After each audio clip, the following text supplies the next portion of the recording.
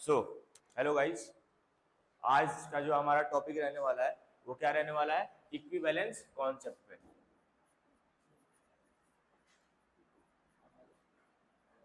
Equivalence concept.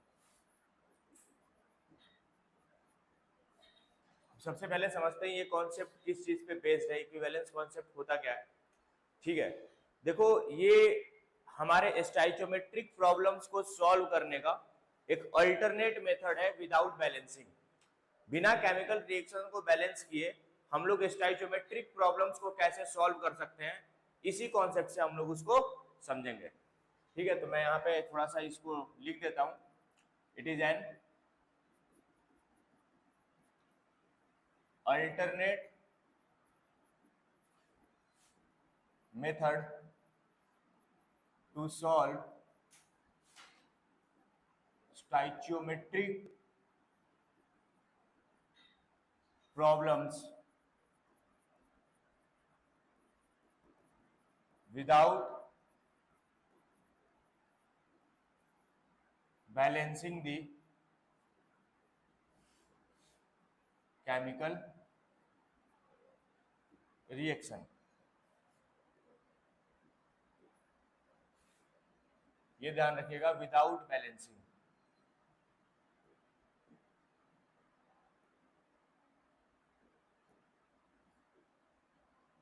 ठीक है, ये एक अल्टरनेट मेथड है स्टाइचियोमेट्रिक प्रॉब्लम्स को सॉल्व करने का। अब इसमें क्या क्या है, सबसे पहले इसमें हम लोग देखेंगे number of gram equivalent. Number of gram equivalent clear है? नंबर ऑफ ग्राम इक्विवेलेंट क्या होता है समझो इसको। सबसे पहले इसको फॉर्मूला समझते हैं। ये होता है मास ऑफ सब्सटेंस अपॉन में मास। कौन सा mass? Gram equivalent mass of substance. ये नंबर ऑफ ग्राम इक्विवेलेंट क्या होता है? Mass of substance upon total mass of gram equivalent, या फिर gram equivalent mass of substance. Clear है? अब gram equivalent mass of substance, इसको ठीक है क्या होता है, या इक्विवेलेंट मास भी कहते हैं इसको। ठीक है ना, इसको यहां पे लिख लो ऐसे, इक्विवेलेंट मास ऑफ सब्सटेंस भी बोल सकते हो। ठीक है, तो इक्विवेलेंट मास जो होता है वो क्या होता है सर? वो होता है मॉलिक्यूलर वेट। मॉलिक्यूलर वेट कह लो, मोलर मास कह लो, मॉलिक्यूलर मास कह लो, अपॉन में वैलेंसी फैक्टर। अपॉन में वैलेंसी फैक्टर, बहुत लोग इसको एन फैक्टर भी बोलते हैं। वैलेंसी फैक्टर कह लो या एन फैक्टर कह लो। क्लियर है? अब देखो ये वैलेंसी फैक्टर क्या होता है सर? वैलेंसी फैक्टर होता है number of electrons gain, lose और शेयर। ये एलिमेंट के लिए भी वैलिड है, कंपाउंड्स के लिए भी वैलिड है। समझ में आ रहा है? कोई दिक्कत यहां तक? ठीक है, अब मैं इस इक्विवेलेंट मास को यहां पे पुट करूंगा। ये जो इक्विवेलेंट मास हमने कैलकुलेट किया है मैं यहां पे पुट करता हूं। क्या आएगा? तो नंबर ऑफ ग्राम इक्विवेलेंट आ जाएगा मास ऑफ सब्सटेंस अपॉन क्या आ जाएगा? मोलर मास, और इधर आ जाएगा वैलेंसी फैक्टर। ये ऊपर चला जाएगा। अरे भाई मैंने इक्विवेलेंट मास को यहां उठा के पुट कर दिया ये इक्विवेलेंट मास ऑफ सब्सटेंस में। ठीक है, अब ये जो होता है ये मास अपॉन मोलर मास क्या होता है? Number of moles. क्या होता है? Number of moles. तो मैं यहां से डायरेक्ट लिख सकता हूं number of gram equivalent mass equals two moles into valency factor. Moles into valency factor. ये फॉर्मूला आपको ध्यान में रखना है। एक तो ये ध्यान में रखिएगा, इक्विवेलेंट मास का एक फॉर्मूला आपको ध्यान में रखना है। मतलब जितनी भी सात चीजें मैंने इस बोर्ड पे लिखा है अभी इस स्क्रीन पे, वो सारे ही इंपॉर्टेंट है। एक भूलोगे तो सब कुछ नहीं आएगा। या तो तुम डायरेक्ट ये याद रखो, या तो इसका डेरिवेशन याद रखो। ये मोल्स के टर्म में, मान लो मोल्स ना देके आपको क्या दे दिया, वैलेंसी फैक्टर दे दिया डायरेक्ट, और ये मास ऑफ सब्सटेंस दे दिया, gram equivalent mass of substance दे दिया है, तो फिर आपको नंबर ऑफ ग्राम इक्विवेलेंट का ये फॉर्मूला लगाना पड़ेगा। ठीक है, डायरेक्ट अगर दे दिया है क्या मास ऑफ सब्सटेंस, तो क्यों जाएंगे मोल्स पे, सीधे ये वाला फॉर्मूला लगाएंगे, निकाल लेंगे। इक्विवेलेंट मास दे रखा है डायरेक्ट। तो क्लियर है, यहां तक क्लियर है, कोई दिक्कत नहीं। नेक्स्ट आते हैं अपन, नेक्स्ट आते हैं नॉर्मेलिटी। नॉर्मेलिटी, अब नॉर्मेलिटी क्या होता है? नॉर्मेलिटी क्या होता है? ये होता है इक्विवेलेंट मास ऑफ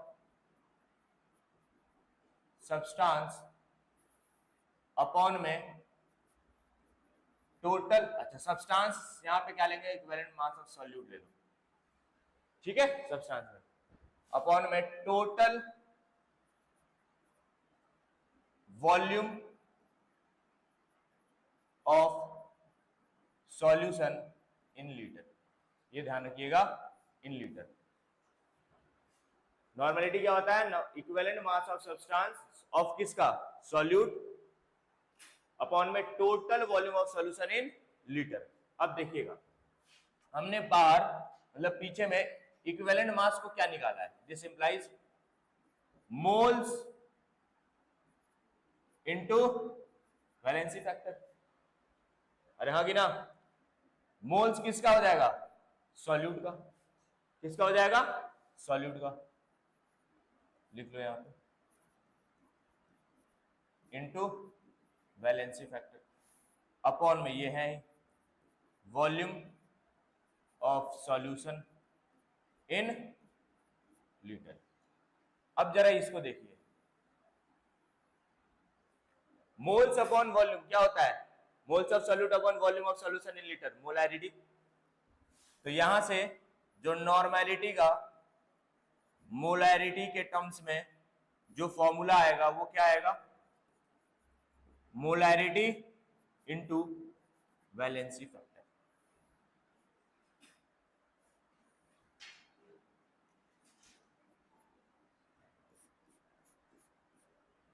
क्या आएगा, मोलैरिटी इनटू वैलेंसी फैक्टर। तो नॉर्मेलिटी का फॉर्मूला मोलैरिटी के टर्म्स में भी याद रख लीजिए, और ये इक्विवेलेंट मास के भी टर्म्स में याद रख लीजिए। ठीक है, ये भी इंपॉर्टेंट है। क्लियर है, लिखिए जल्दी इसको।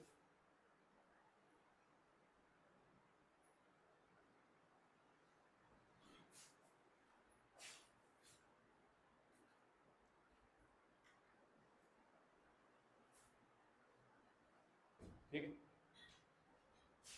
आते हैं नेक्स्ट। अब हम लोग देखेंगे कि कैसे निकालते हैं डायरेक्ट इक्विवेलेंट वेट और वैलेंसी फैक्टर। डायरेक्ट उसका मेथड हम लोग देखेंगे निकालने का, है ना। तो determination of equivalent weight and valency factor. Determination of equivalent weight and valency factor. क्या क्या डिटर्मिनेशन मेथड रहने वाला है। इक्विवेलेंट वेट क्या होता है, मैं लिख देता हूं, इक्विवेलेंट वेट कह लो, मास कह लो, मोलर मास अपॉन में वैलेंसी फैक्टर। ठीक है, समझो, equivalent weight of any element in oxide. देखो हमारे सिलेबस में 3 तरीके के नेचर है, ऑक्साइड्स, ठीक है, हाइड्राइड्स, और कौन सा एक, क्लोराइड्स। ये तीन ही चीजें हम लोग को पढ़ना है कि उनका इक्विवेलेंट वेट, उससे रिलेटेड अगर कोई कंपाउंड है कि ऑक्साइड से रिलेटेड कोई कंपाउंड है ना, क्लोराइड से रिलेटेड कोई कंपाउंड है, हाइड्राइड से रिलेटेड कोई कंपाउंड है, तो उसका इक्विवेलेंट वेट हम लोग कैसे निकाल सकते हैं। ठीक है, ये इक्विवेलेंट वेट लिखना भूल गया, sorry, equivalent weight of any element in oxide, वो किसके बराबर होगा? वो बराबर होगा मास of element which combines or displaces 8 gram of oxygen. ये किसके केस में होगा? सिर्फ और सिर्फ ऑक्साइड के केस में। वही अगर मैं तुमसे पूछूं कि मेरे को आप बताओ equivalent weight of any element या of a element in chlorides, वो किसके बराबर होगा? Similarly mass of element which combines और displaces 35.5 gram of Cl, which combines or displaces 35.5 gram of Cl। वही अगर मैं बात करूं कि मुझे इक्विवेलेंट वेट बताइए of a element in hydrides, metal hydrides, तो किसके बराबर आ जाएगा? Mass of element which combines और डिस्प्लेसेस 1 ग्राम ऑफ हाइड्रोजन। देखिए, इसके इक्विवेलेंट कॉन्सेप्ट्स के क्वेश्चन में बहुत बच्चे फंसते, बहुत बच्चे, है ना, क्वेश्चन ही नहीं बनता है, पहले तो समझ ही नहीं आता क्या कह रहा है, बनना तो बहुत दूर की बात है, पहले समझ लो कि क्या कह रहा है, यही बहुत बड़ी बात हो जाती है इक्विवेलेंस कॉन्सेप्ट्स में, क्वेश्चंस के। समझ में आ रहा है? तो सबसे पहले तो इसका मतलब समझो कि क्या होता है, ताकि क्वेश्चन में अगर कोई आए इस तरीके का स्टेटमेंट तो आप डायरेक्ट उसको पता लगा सकोगे आखिर वो क्या कह रहा है। समझ में आ रहा है कि नहीं आ रहा है? अभी मैं एक क्वेश्चन दूंगा, ठीक है, उसको आप लोग थोड़ा सॉल्व करिएगा ताकि थोड़ा आप लोगों को भी पता चले, है ना। पहले उस क्वेश्चन से पहले थोड़ा इन तीनों को एक एग्जांपल्स के टर्म्स में समझते हैं, इन तीनों को एग्जांपल के टर्म्स में समझते हैं। ऑक्साइड के लिए मान लीजिए किसी भी एलिमेंट का, मेटल का ऑक्साइड ले लेते हैं हम लोग, मान लीजिए सोडियम ऑक्साइड ले लो या मैग्नीशियम ऑक्साइड ले लो, कुछ भी ले लो। चलो मैं तुमसे पूछ दिया यहाँ पे मेरे को इक्विवेलेंट वेट बताओ किसका? मैग्नीशियम का, इन मैग्नीशियम ऑक्साइड। तो मैंने क्या बोला? Equivalent weight of any of a element in oxide, यही है क्या? सेम सिनेरियो है। तो मैग्नीशियम का इक्विवेलेंट वेट, तो इक्विवेलेंट वेट ऑफ मैग्नीशियम क्या होगा? क्या है वो? कि मास ऑफ एलिमेंट विच कंबाइंस और डिस्प्लेसेस 8 ग्राम ऑफ ऑक्सीजन। यहां पे इसके अंदर ऑक्सीजन का मास कितना है? 18, सॉरी क्या बोल रहा हूं भाई मैं, 16। कितना है? 16। और मैग्नीशियम 24। तो ये यहां पे आपको क्या दिख रहा है कि 24 ग्राम मैग्नीशियम कंबाइन कर रहा है 16 ग्राम ऑक्सीजन से। या आप ऐसे कह सकते हो कि 1 मोल मैग्नीशियम कंबाइन कर रहा है 1 मोल ऑक्सीजन से, या 1 एटम जैसे भी कह लो आप। तो देखो यहां पे मैंने क्या बोला है कि कंबाइंस और डिस्प्लेसेस 8 ग्राम, तो 16 ग्राम कंबाइन कर रहा है कितने से? 24 से। तो 8 कितने से करेगा? 16 का आधा कितना हो गया? 8। तो 24 का आधा कितना हो जाएगा? 12। तो इक्विवेलेंट में सब कितना आ जाएगा? 12। समझ में आया? अब वही मैं अगर मान लो क्लोराइड में ले लूं एग्जाम्पल, अगर क्लोराइड में ले लूं सेम चीज का CaCl2 या MgCl2 या NaCl, कुछ भी ले लो, तो इक्विवेलेंट वेट ऑफ Ca यहां पे कितना हो जाएगा? देखो यहां पे जो है क्लोरीन का मास कितना है? 35.5 नहीं है, 2 क्लोरीन है तो कितना है? 71 ग्राम। और यही कैल्शियम का कितना है? 40। तो 40 ग्राम कंबाइन कर रहा है 71 ग्राम क्लोरीन से। हमें क्या बोला है कि 35.5 ग्राम में हमें कंबाइन करे या जो डिस्प्लेस करे।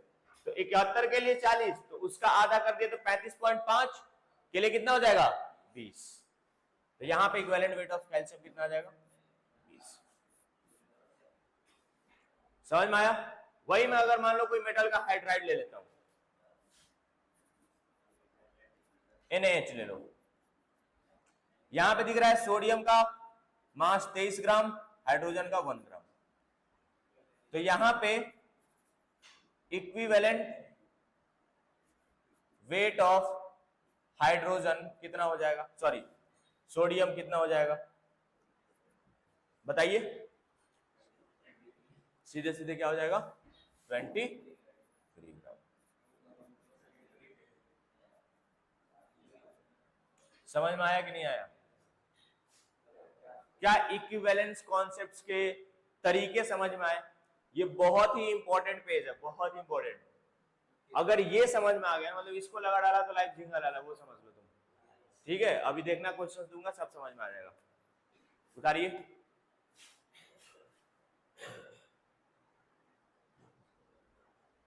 ठीक है, क्वेश्चंस पे आते हैं। अच्छा, क्वेश्चन से पहले यहाँ पे नोट करके एक चीज लिख लीजिए आप लोग, नोट करके अपने नोट्स में लिख लीजिएगा कि equivalent weight of O in oxides directly कितना होगा? 8 ग्राम पर equivalent, 8 gram equivalent. Equivalent weight of किसका? हाइड्राइड्स, मतलब हाइड्रोजन इन हाइड्राइड्स कितना हो जाएगा? 1 ग्राम इक्विवेलेंट। और equivalent weight of chlorine in chlorides कितना हो जाएगा? 35.5 ग्राम पर इक्विवेलेंट। ये नोट करके आप लोग उतार लीजिएगा पहले तो। अब आते हैं क्वेश्चन, थोड़ा सा देखिए इसको, समझिए क्या कहा है। कह रहा है कि ए मेटल, जिसका नाम M है, ए मेटल ऑक्साइड, ठीक है, has 35% by mass of oxygen. Find equivalent weight of metal M. If you want to try, then pause or try.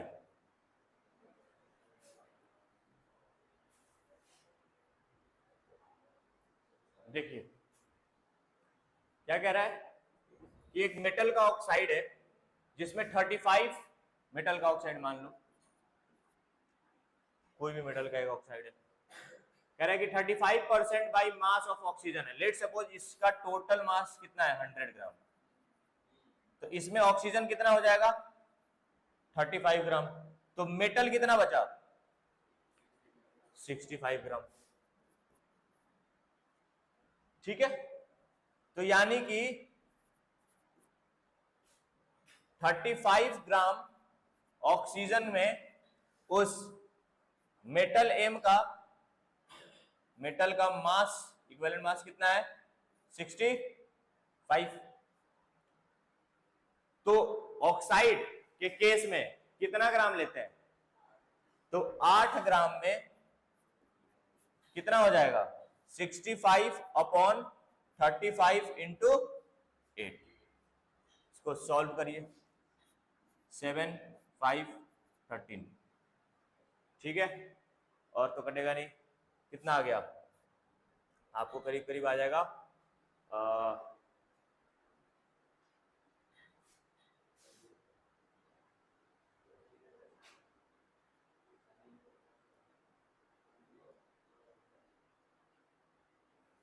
4 7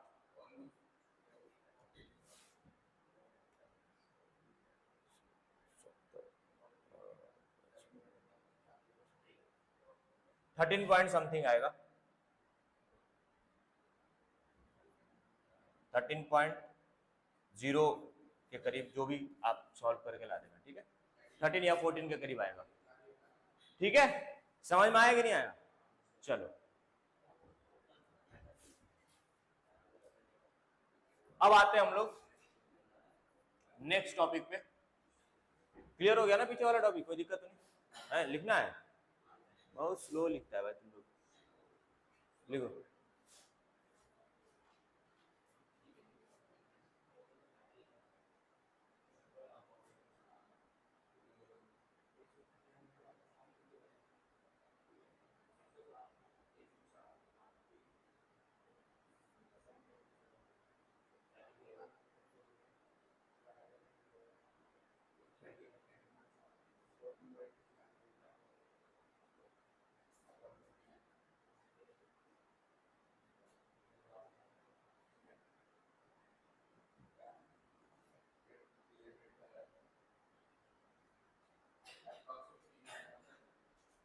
क्या?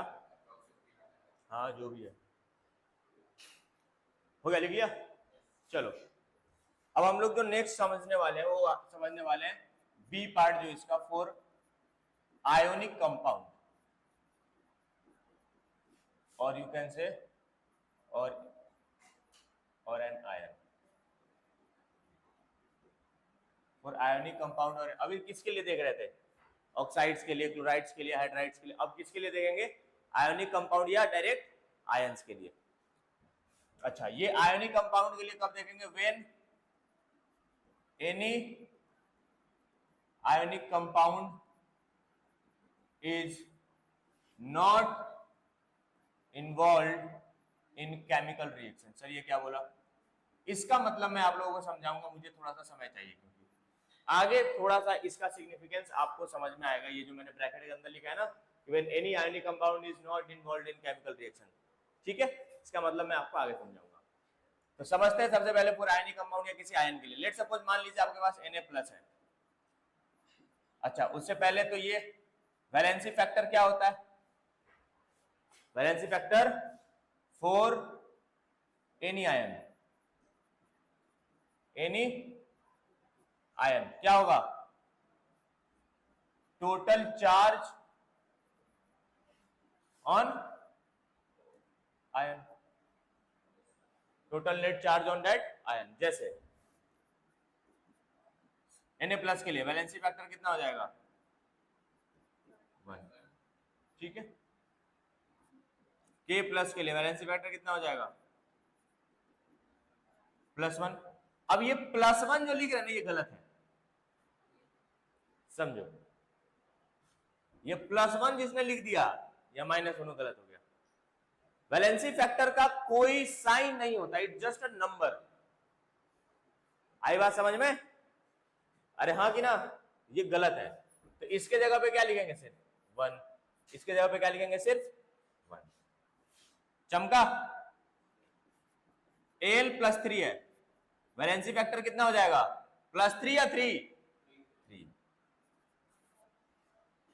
ठीक है। अब जैसे मान लो SO4 -2 है, सल्फेट आयन है, वैलेंसी फैक्टर कितना हो जाएगा? 2। आई बात समझ में? ठीक है, चलिए लिखना चाहो तो लिख सकते हो।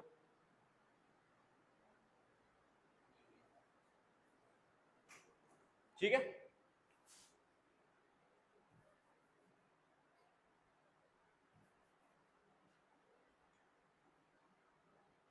चलिए अब हम लोग ये वैलेंसी फैक्टर किसके के लिए देखा था हम लोगों ने? सिर्फ और सिर्फ कोई आयंस के लिए। किसके लिए देखा था? For any ion, for an ion. अब हम लोग किसके लिए देखेंगे? For ionic compound. तो valency factor for ionic compound क्या होता है? वो टोटल पॉजिटिव चार्ज और total negative charge on per formula unit. इस बात को गौर फरमाइएगा, इस चीज को थोड़ा सा गौर फरमाइएगा। मैंने क्या बोला है कि valency factor for ionic compound is क्या हो गया? टोटल पॉजिटिव चार्ज कैलकुलेट कर लो या तो टोटल नेगेटिव चार्ज कैलकुलेट कर लो पर formula unit. Point to be noted, ionic compound के केस में हम लोग मॉलिक्यूल्स नहीं लिखते हैं, क्या लिखते हैं? पर फॉर्मूला यूनिट। समझ में आया ना? पक्का? अब मैं कुछ एग्जांपल्स दे रहा हूं, एग्जांपल से इसको समझते हैं।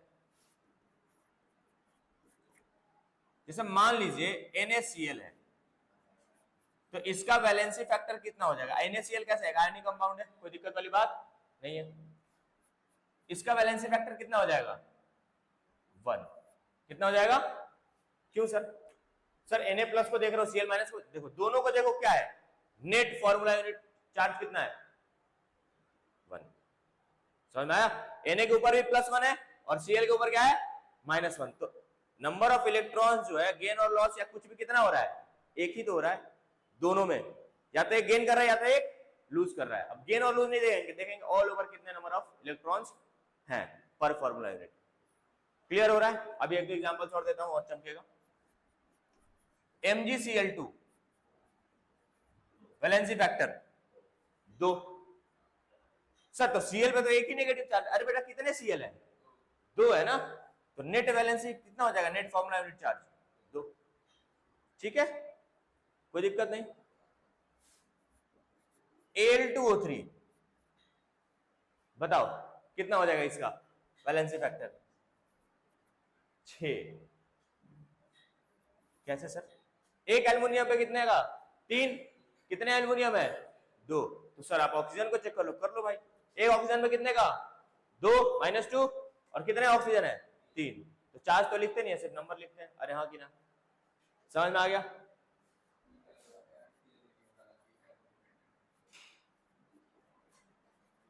Al2SO4 होल थ्राइस, बताइए। Al2SO4 whole thrice valency factor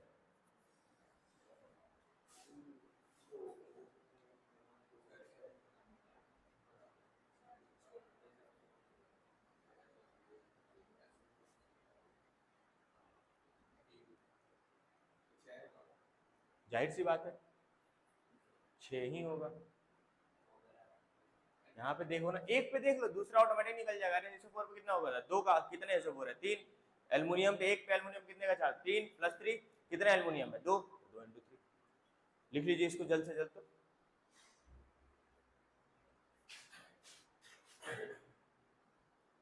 हाँ भाई, तो हम लोगों ने आयोनिक कंपाउंड के लिए इक्विवेलेंट वेट निकालने से पहले क्या देख लिया हम लोगों ने?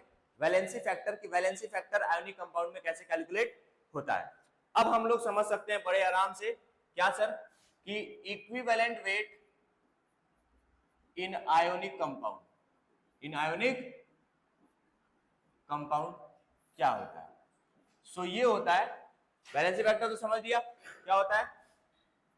Total charge on cation plus total charge on अनायन। अब चार्ज ऑन कटायन और चार्ज ऑन अनायन लिखने से आप तो क्या कैलकुलेट करोगे? सर कटायन और अनायन का चार्ज हो गया सर, जो भी उस पे ऊपर चार्ज हो गया, जैसे मान लो CaO है तो Ca+2 और O-2, तो सर क्या हो जाएगा? 2 और 2 4 हो जाएगा सर। नहीं, टोटल चार्ज यहां लिखने का मतलब मैं क्या समझाने की कोशिश कर रहा हूं, समझो। इक्विवेलेंट वेट, टोटल चार्ज का मतलब क्या है यहां पे? इक्विवेलेंट वेट ऑफ कटायन और equivalent weight of anion. Simple सी बात। इस टोटल चार्ज को ऐसे काट दो, इससे पहले हमें यही लगता था। इसमें क्या सब्स्टिट्यूट कर दिया टोटल चार्ज की जगह, बस इक्विवेलेंट वेट। क्लियर हो रहा है? तो equivalent weight of cation plus equivalent weight of अनायन कर देंगे तो हमारा इक्विवेलेंट वेट किसका निकल जाएगा, कोई भी आयोनिक कंपाउंड का। चलिए देखते हैं एग्जांपल से, है ना। कोई भी एग्जांपल ले लो, CaO ले लो, चलो कैल्शियम ऑक्साइड यही ले लेते हैं। अब मैं तुमसे पूछ दिया कि मेरे को कैल्शियम ऑक्साइड का इक्विवेलेंट वेट निकाल के दिखाओ, इस कंपाउंड का इक्विवेलेंट वेट निकालो। आयोनिक कंपाउंड है, कोई दिक्कत वाली बात नहीं है। तो आयोनिक कंपाउंड है सर, क्या बोला सर आपने? आपने बोला equivalent weight of cation plus equivalent weight of अनायन। चलो ऑक्साइड है क्या? ऑक्साइड के लिए क्या देखते हैं? 8 ग्राम ऑफ ऑक्सीजन जो कंबाइन और डिस्प्लेस करे किसी भी एलिमेंट को, वही उस एलिमेंट का इक्विवेलेंट वेट होता है। अरे हाँ कि ना? तो इसके 16 ग्राम में कितना प्रेजेंट है? ये 40। 16 में कितना प्रेजेंट है? 40। तो 8 में कितना प्रेजेंट होगा? और ये तो 8 होता है, कितना हो गया? बात खत्म। किसी भी कंपाउंड के ले लो, आ जाओ Al2O3 जो अभी पीछे देखा था ना, उसी का देख लो। चलो इसका निकालना जरा, तो Al2O3 का तुम लोग एक बार खुद से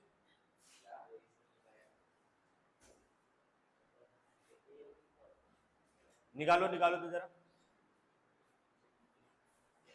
इक्विवेलेंट वेट Al2O3 का। चलो भाई देखो, यहां पे सिमिलरली क्या करेंगे, equivalent weight of aluminium plus equivalent weight of oxygen. ये कितना है टोटल? 48 ग्राम। और ये कितना है? एक एल्युमिनियम का 27, तो 2 एल्युमिनियम का 54 ग्राम। हमें कितना ऑक्साइड के केस में क्या करना होता है? 8 के लिए लेते हैं। कितने ग्राम के लिए लेते हैं? 8 ग्राम। तो जरा देखो 48 से कितना हो गया? तो कितना टाइम्स कम हो गया? 1/6 टाइम्स। कितना टाइम्स कम हो गया? तो ये भी क्या हो जाएगा? 1/6 टाइम्स हो जाएगा। इसको 6 से डिवाइड कर दो, कितना आ जाएगा? 9। ये हो जाएगा 9, और 9 + 8 17 ग्राम इक्विवेलेंट।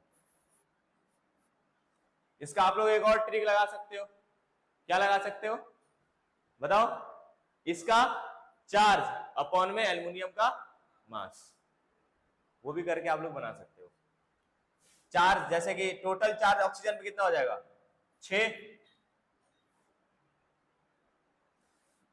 और एल्युमिनियम का मास कितना हो जाएगा? कितना हो जाएगा? Al2 कितना है? ठीक है, तो वैसे भी आप लोग चाहो तो कर सकते हो। बाकी कोई बात नहीं, वो हर जगह अप्लाई हो या ना हो, है ना, वो सही नहीं है। लेकिन ये वाला चीज आपको हर जगह एप्लीकेबल मिलेगा। ठीक है, तो क्लियर हो गया होगा आई थिंक कि कैसे निकालना है किसी भी कंपाउंड, आयोनिक कंपाउंड के केस में कैसे किसी का इक्विवेलेंट वेट निकालना है। अगर क्लोराइड्स, ऑक्साइड्स, हाइड्राइड्स दिया हो तो वैसे कैसे निकालते हैं। वैलेंसी फैक्टर आयोनिक कंपाउंड्स का कैसे निकालते हैं। ठीक है, और आयोनिक कंपाउंड के लिए फॉर्मूला यूनिट का यूज करते हैं, ना कि मॉलिक्यूल्स का। ओके, चलिए ठीक है, यहां तक क्लियर है।